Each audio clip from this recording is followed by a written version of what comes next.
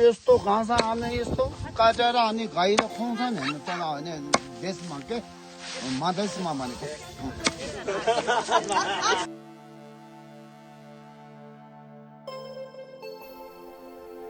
सबै साथीहरुमा नमस्कार।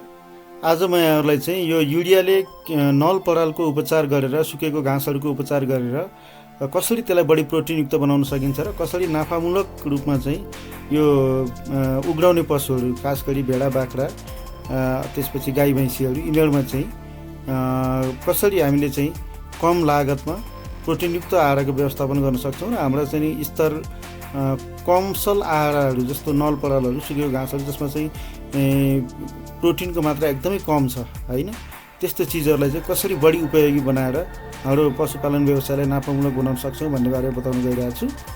युरिया कति खुवाउने भन्ने कुरा पहिला हामीले बुझ्नुपर्ने हुन्छ हैन। त्यो डोज बुझिएन भने यसरी पशुलाई चाहिँ विष लागेर चाहिँ पशु मर्न सक्छ हेर्नुस् हैन।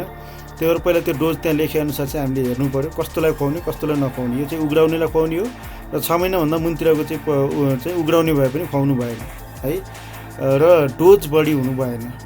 अब हाम्रो यो तराईदेखि हिमालसम्म यसको भ्यालु छ भन्छु है म। तराईमा प्रचुर मात्रामा नल परालहरु पाउँछ, हिमालमा चाहिँ नि के छ भने त्यो आहारको एकदम अभाव छ।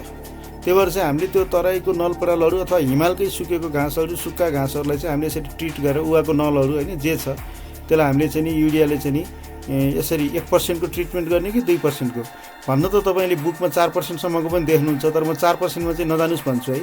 किनभने यहाँ यो विचार गर्नुपर्ने कुराहरु मैले स्लाइडमा राखेको कुरा हेर्न सक्नुहुन्छ तपाईले, पोइजनिङ नहोस् भनेर है। अब 1% भनेको 1 लिटर पानीमा चाहिँ 10 ग्राम युरिया हालेर घोलेर त्यसले 1 किलोलाई छर्किने हो अनि खुवाउने हो। 2% भनेको चाहिँ नि 10 ग्रामको ठाउँमा 20 ग्राम हाल्ने है। नत्र त्यो 4% गर्न थाल्यो भने चाहिँ यसरी विष लाग्न सक्छ है, हामीले राम्रोसँग घोल्न नजान्न सक्छौं। र विष लाग्यो भने चाहिँ अमिलो खुवाउने हो। युरियाले भनेको चाहिँ क्षारीय चीज हो भने अमिलो चाहिँ त्यो एसिडिक भयो, त्यसले न्युट्रलाइज गर्छ भन्ने कुरा है। र बडीमा बाख्रालाई चाहिँ 500 ग्राम भन्दा बढी दिनु भएन हैन। गाईबस्तुलाई चाहिँ 5 किलो सम्म दिन सकिन्छ, तर एकै दिनमा दिने होइन। 1 दिन 2 दिन 3 दिन गरेर 5 दिनसम्म मात्रै दिने है। एकै दिनमा दियो भने चाहिँ विष लाग्न सक्छ।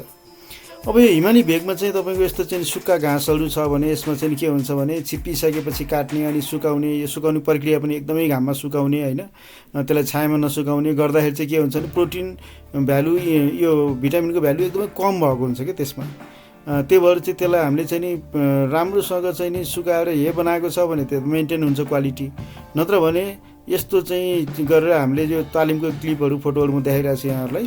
यसलाई चाहिँ हामीले अघि देखाएको विधि जस्तै गरेर है 1 लिटर पानीमा 10 ग्राम चाहिँ नि युरिया घोलेर त्यसले 1 केजी चाहिँ नि नल पराललाई चाहिँ ट्रिट गर्यो भने त्यो 1% को ट्रिटमेन्ट भयो। त्यो त्यसरी ट्रिट गर्ने बित्तिकै खुवाउन मिल्छ त्यसलाई चाहिँ हैन। तर मैले अघि भनिहालेँ पहिला युरिया नखाएको पशुलाई एकैचोटी चाहिँ युरियाले उपचार गरेको चाहिँ पराल नखाएको पशुलाई एकैचोटी त्यसरी दिनुभयो भने चाहिँ विष लाग्न सक्छ।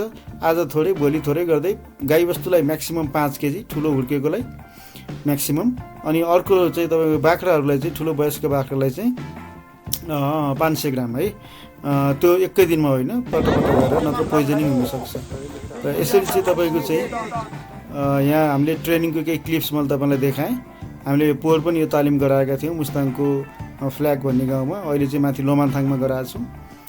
यो चाहिँ वास्तवमा युरिया खुवाउन जाने राम्रो है, निकै सस्तो छ नि त यो।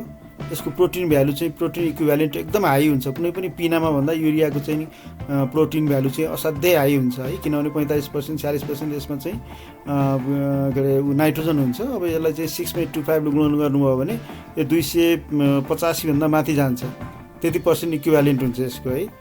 त्यो भएर तर खुवाउन जानेन भने यसैले विष लाग्ने बाँझोपनको समस्या हुने हुन्छ। तर यो संसारभरि चाहिँ युरिया चाहिँ वास्तवमा पशुलाई चाहिँ खुवाउने चलन चाहिँ छ के, किनभने सस्तो पर्छ र प्रोटिन भ्यालु बढाउँछ भन्ने हिसाबले है। तर अब साइलेजमा पनि युरिया हालेको छ, दानामा पनि युरिया हालेको छ, अनि तपाईको परालमा पनि युरियाले ट्रिट गरेको छ भने त युरियाको मात्रा बढ्न जान्छ नि त त्यसमा। त्यही भएर मैले अघि नै मैले एउटा स्लाइडमा राखेको छु, त्यो पज गरेर हेर्नुभयो भने कति खुवाउने भन्ने कुरा चाहिँ हामीलाई क्लियर हुन्छ है। ल यसरी चाहिँ हामीले यो ट्रेनिङ गराएका थियौं। मैले चाहिँ तपाईहरुलाई चाहिँ तराईमा प्रचुर मात्रामा नल पराल पाउँछ, हिमालमा अभाव छ हैन। बीचमा पहाडमा पनि हाम्रो सुक्खा आहारहरु त्यो चाहिँ पाउँछ। यसलाई चाहिँ सुक्खा आहार जुनलाई पनि ट्रिट गर्न सकिन्छ है।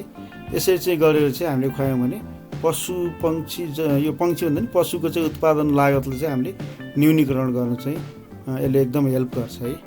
Thank you so much.